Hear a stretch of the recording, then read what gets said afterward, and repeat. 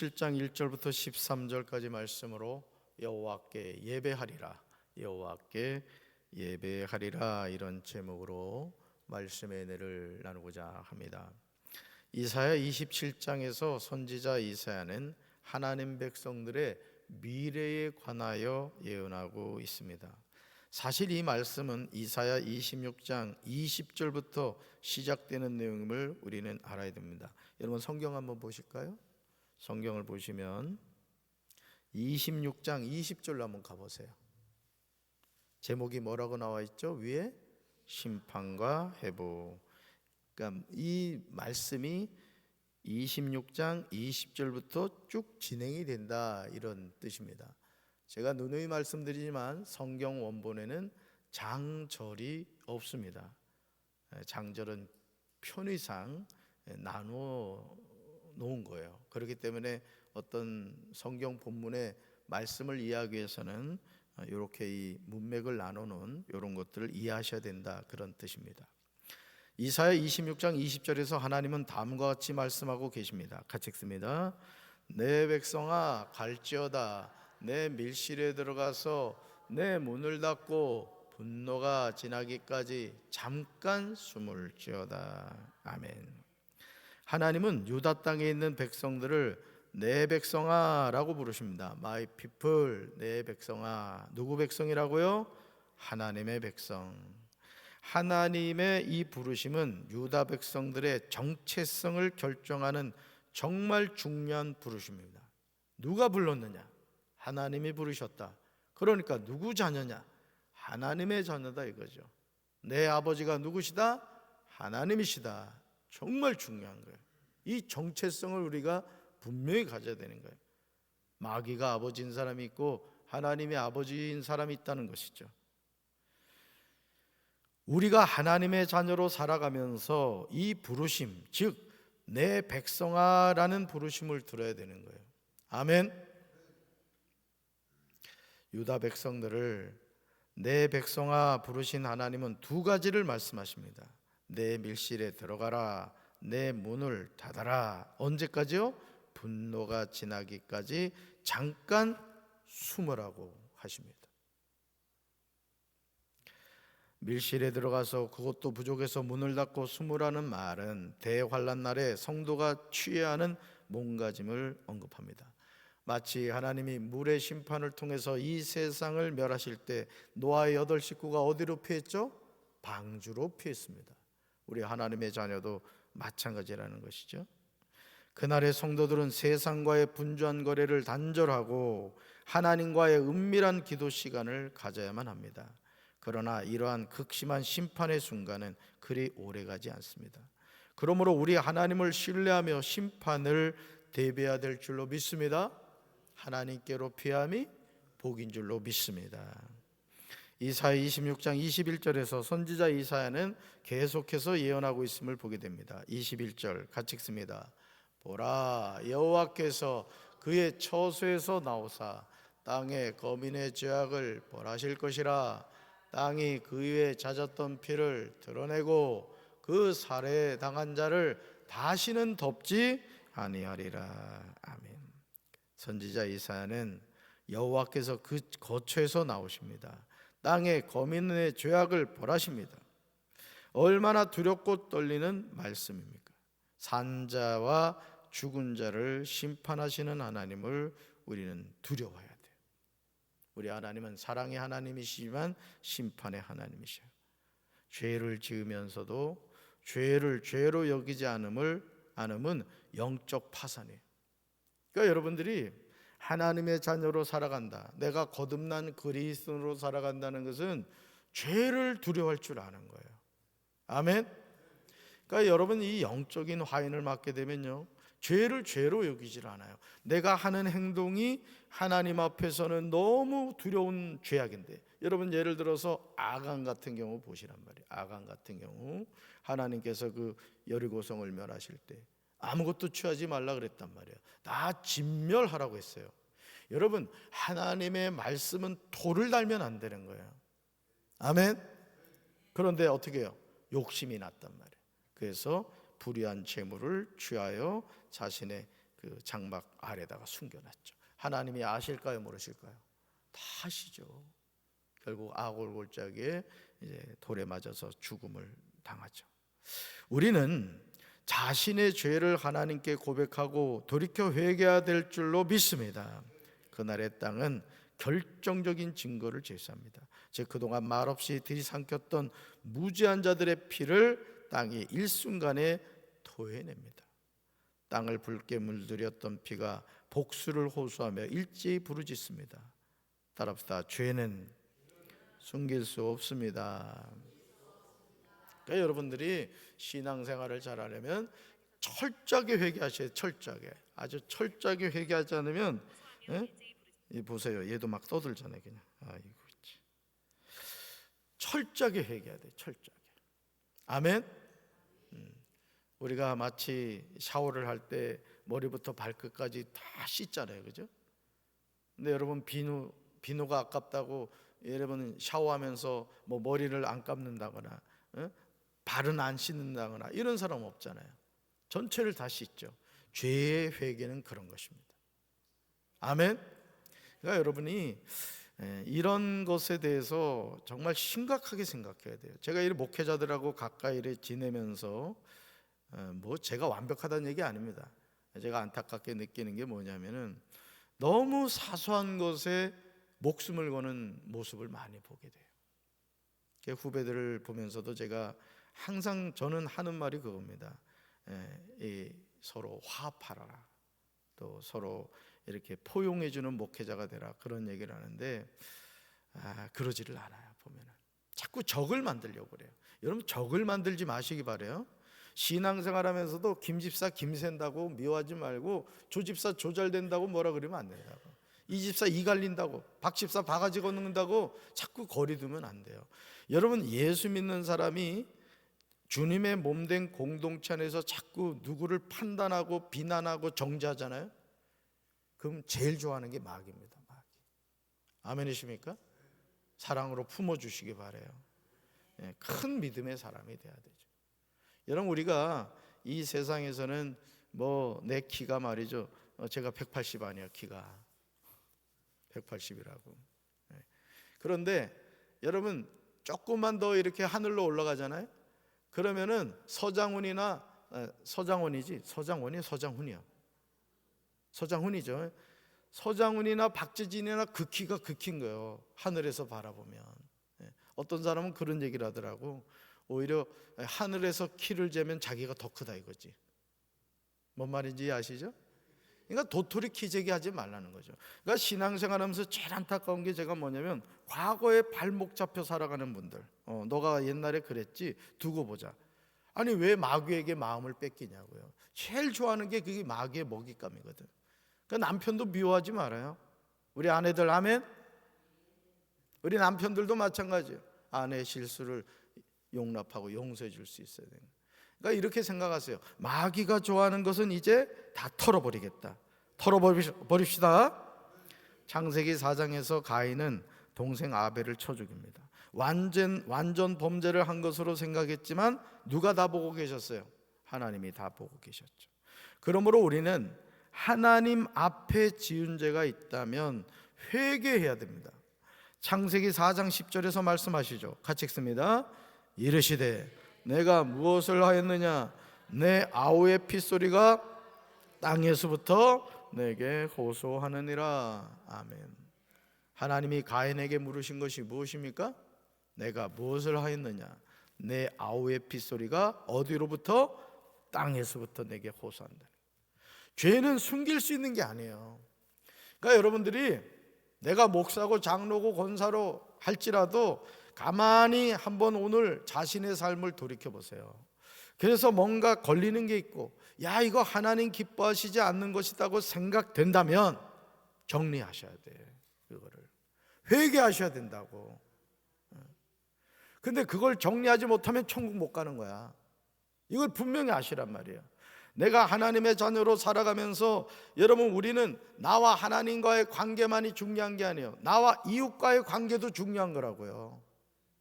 그게 십자가 신앙이잖아요. 아멘이십니까? 해결하셔야 돼요. 반드시 해결하셔야 돼요. 여러분, 죄는 숨길 수 있는 게 아니에요. 오히려 죄는 드러내야 돼요. 그래야 용서받는 거예요. 그래야 하나님 앞에 내어놓고 진심으로 회개하여 용서함을 받아야 됩니다. 우리 교육자들한테도 하는 말이 늘 그거예요. 실수했을 때 그거 숨기려고 하지 말아라. 목사님, 제가 이번에 이렇게 하려다가 이런 일이 있었습니다. 또 예를 들어 우리 김 전사나 최 전사 운전하다 보면은 또 일부러 그러라는 얘기는 아니요. 예를 들어 접촉사고가 있었단 말이에요. 그러면 얘기를 해야 돼, 안 해야 돼? 해야 된단 말이에요. 아유, 다행이다, 어제 접촉사고 났었는데. 그런 생각하면 안 되고, 숨기려고 하면 어떻게 해요? 불안해지는 거예요. 여러분, 죄는 숨기려고 하잖아요. 그럼 불안해집니다. 다 털어냅시다. 하나님 앞에 고백해야 돼요. 이사야 27장 1절에서 이사야는 예언을 합니다. 여기서요, 이 리워야단은요, 리워야단, 거 밑줄 보세요. 리워야단은 전설적인 바다 괴물로 이스라엘을 억압하는 민족들을 상징합니다. 이 세 번역에 보면은 그렇게 설명을 해놨어요. 리워야단이 뭔지. 심판을 실행하시는 분은 하나님이신 줄로 믿습니다. 말씀 같이 읽어볼까요? 그날에 여호와께서 그의 견고하고 크고 강한 칼로 날렘 뱀 리워야단, 곧 꼬불꼬불한 뱀 리워야단을 벌하시며 바다에 있는 용을 죽이시리라. 아멘. 밑줄 보세요. 그날에 여호와께서 또 벌하시며 죽이시리라. 누가 심판하시느냐? 하나님이시다. 이거 하나님이시다. 여기서 중요한 점은요, 새 동물로 대표되는 하나님의 원수들이 철저하게 멸망하리라는 것입니다. 하나님이 심판하시는 그날에 창조 질서를 어지럽히는 혼돈의 세력들은 칼에 삼킴을 당하고 하나님의 주권만이 온 우주에 높이 세워지고 승리하게 된다는 거예요. 그러니까 이 세상 만물은 누구 손에 있다? 하나님의 손에 있다는 거예요. 그런데 저와 여러분은 누구 자녀다? 하나님의 자녀. 얼마나 감사해요. 그렇죠? 여러분이 배경이 대단하단 말이에요. 대단하다고. 그러니까 수그리고 살면 안 돼. 가슴 펴라. 가슴 펴봐요. 가슴 있어요? 왜 숙이고 살아? 숙이고 가슴 펴고 당당하게 살아가는 말이에요. 누구 자녀니까? 하나님 자녀니까. 고기 못 먹더라도 요지 가지고 가끔 이도 쑤시란 말이에요. 아유, 막 이러면서. 이사야 27장 2절부터 6절에는요 두 번째 포도원의 노래가 나옵니다. 이것은 그 내용상 이사야 5장 1절부터 7절에 나오는 첫 번째 포도원의 노래와 대조가 돼요. 처음 노래에서는 결심하지 못한 포도원에 대한 하나님의 진노와 징벌이 강조가 되었는데, 여기서는 하나님의 친절하신 보호와 약속이 그 주제를 이루고 있음을 보게 돼요. 이사야 27장 2절에서 선지자 이사야는 이렇게 전하죠. 그날에 너희는 아름다운 포도원을 두고 노래를 부를지어다. 아멘. 그 다음에 찍으세요. 아름다운 포도원. 이것을 직역하면 아름다운 포도원, 그것을 너희는 노래할지어다로서요 노래의 주제를 밝히고 있어요. 여기서 포도원은 뭐냐? 이스라엘을 비유해요. 이스라엘. 포도원은 이스라엘을 비유한다. 이사야 27장 3절에서 하나님은 자신의 신분이 무엇인가를 밝히고 계세요. 그러니까 여러분, 성경은 곳곳에서 하나님은 누구신가, 하나님은 어떤 분이신가를 직접 밝히세요. 3절에서 하나님이 자신의 신분을 밝히시는데 나 여호와가 강조되고 있어요. 자, 자신의 신분이 뭐예요? 포도원지기라는 거죠. 3절 같이 읽습니다. 나 여호와는 포도원지기가 되며 때때로 물을 주며 밤낮으로 간수하여 아무든지 이를 해치지 못하게 하리로다. 아멘. 그 다음에 찍으세요. 나 여호와는 포도원지기가 되며. 여러분, 이 말씀을 통해서 요한복음 15장 나는 포도나무요 내 아버지는 농부라, 그 말씀 기억나시죠? 바로 그 말씀이에요. 그러니까 예수님이 하신 말씀이 무슨 갑자기 나온 말씀이 아니에요. 구약에 예언된 말씀을 예수님은 아셨던 거예요. 왜? 그분이 말씀이시니까. 그러면서 오늘 이사야 27장 3절 나 여호와는 포도원지기가 된다는 거죠. 포도원지기가 되시는 하나님이 때때로 뭘 주신다? 물을 주신다. 밤낮으로 간수하신다. 아무든지 포도원을 해치지 못하도록 하신다는 거죠. 하나님이 지켜주시는 거예요. 여러분, 포도원 농부이신 하나님께서 참 포도나무 되신 예수님과 가지된 우리를 지켜주시고 돌봐주시는 거예요. 아멘이십니까? 얼마나 감사해요. 그러므로 밤낮을 가리지 않고 이스라엘을 돌보시는 하나님의 정성과 애정을 우리는 기억해야 돼요. 얼마나 감동적입니까?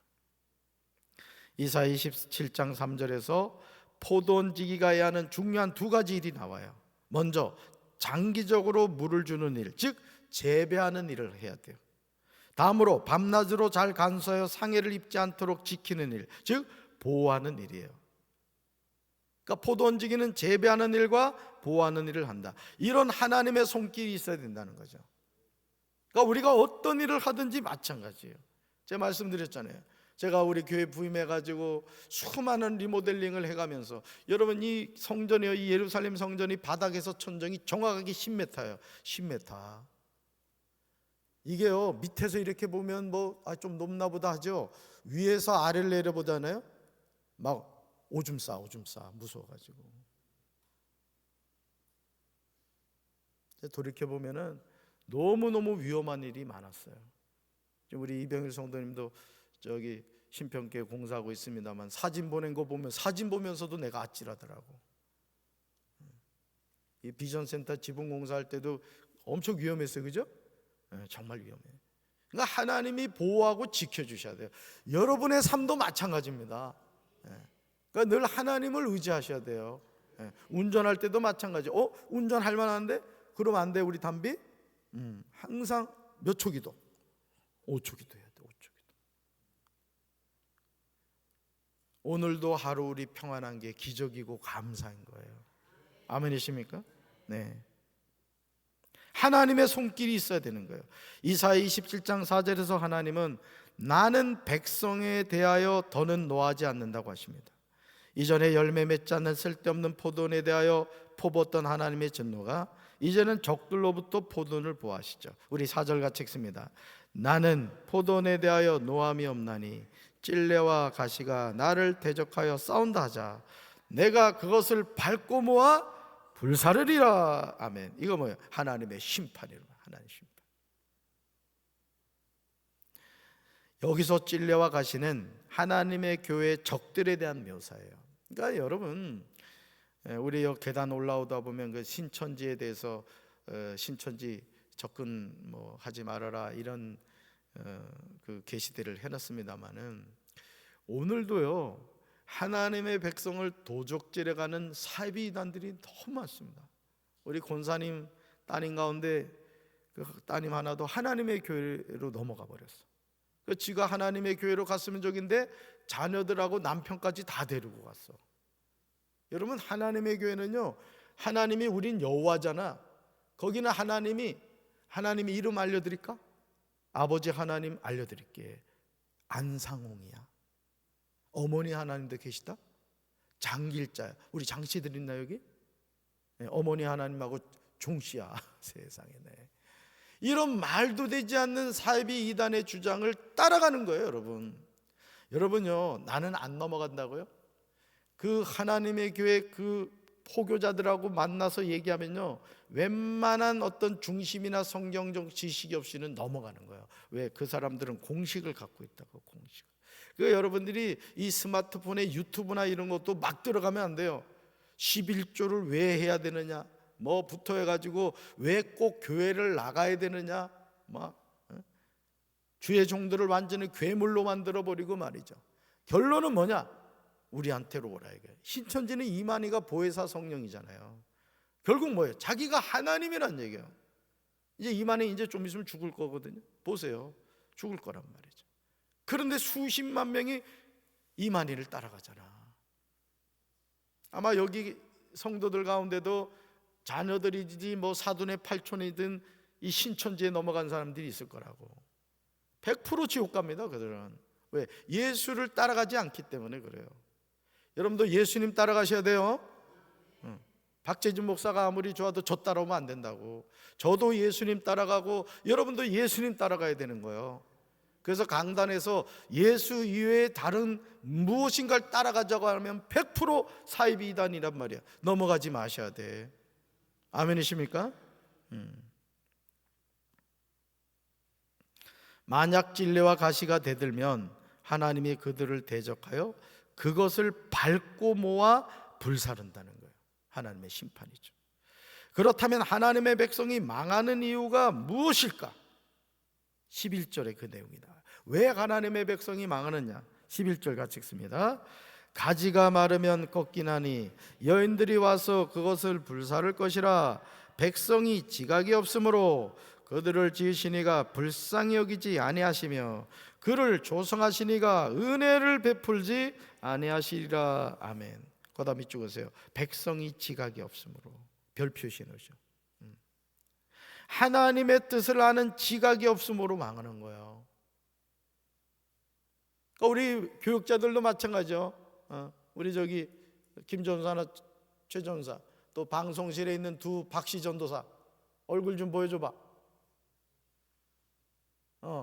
두 박씨 전도사 마찬가지죠. 하나님을 아는 지식이 있어야 된다. 지각이 있어야 된다. 이거. 저는 하나님께 기도할 때마다 하나님, 제가 하나님을 더 깊이 알게 해주세요 기도해요. 목사라고 하나님 잘할 것 같아요? 안 그래요. 하나님이 은혜 베풀어 주셔야 돼. 우리 장로님들도 잘 들으셔. 장로라는 직임 때문에 내가 하나님을 많이 알고 있다? 아니요. 성경을 읽어야 되고 기도하셔야 돼. 하나님이, 여러분 계시가 뭐예요? 조장로님, 펼쳐 보여준다는 뜻이잖아요. 하나님이 펼쳐 보여주셔야 되는 거예요. 그래야 되는 거예요.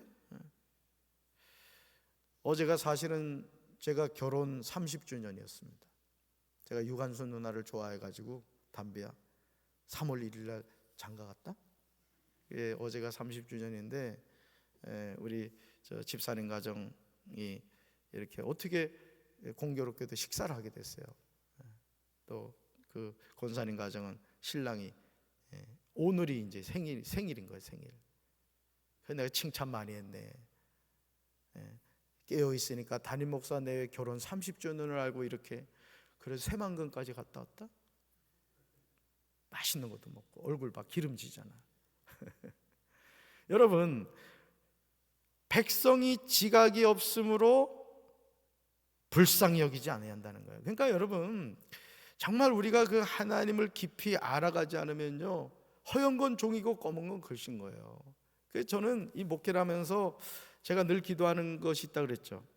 하나님의 마음에 합한 목사 되게 해달라고, 겸손으로 어리를 동이게 해달라고, 주님 주신 사명 감당하게 해달라고 기도한다 그랬어요. 이건 앉으면 늘 제가 하는 기도예요.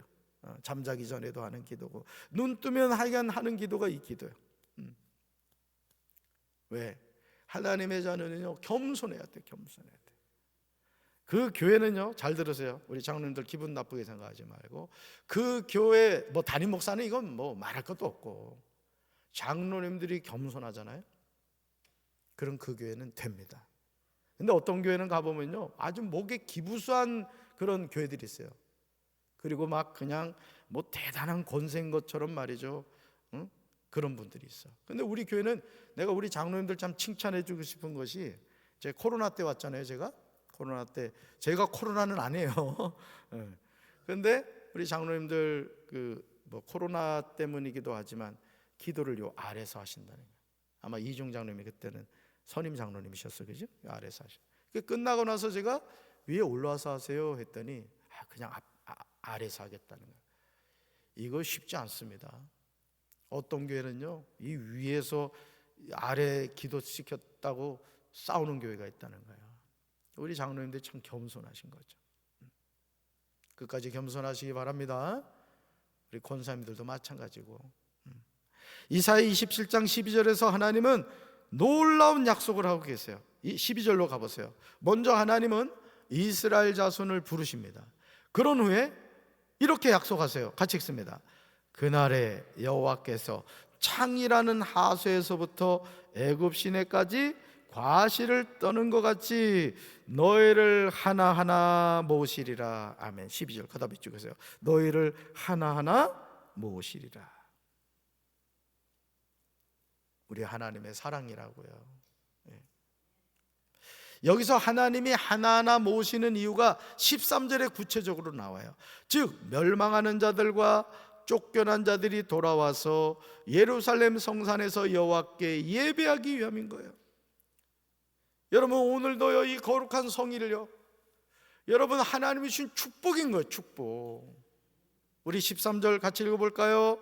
그날에 큰 나팔을 불리니 아수르 땅에서 멸망하는 자들과 애굽 땅으로 쫓겨난 자들이 돌아와서 예루살렘 성산에서 여호와께 예배하리라. 아멘. 거다미 찍으세요. 쫓겨난 자들이 돌아와서 예루살렘 성산에서 여호와께 예배하리라. 여러분 어제 3.1절이었잖아요. 3.1절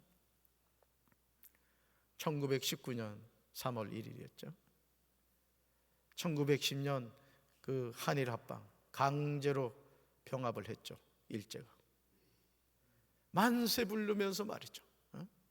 얼마나 어리석어요. 총으로 쏴도 부족할 판에 태극기 하나 휘두르면서 대한독립 만세하고 외쳤잖아요. 그런 사람들을 향해서 총을 쏘고 말이죠.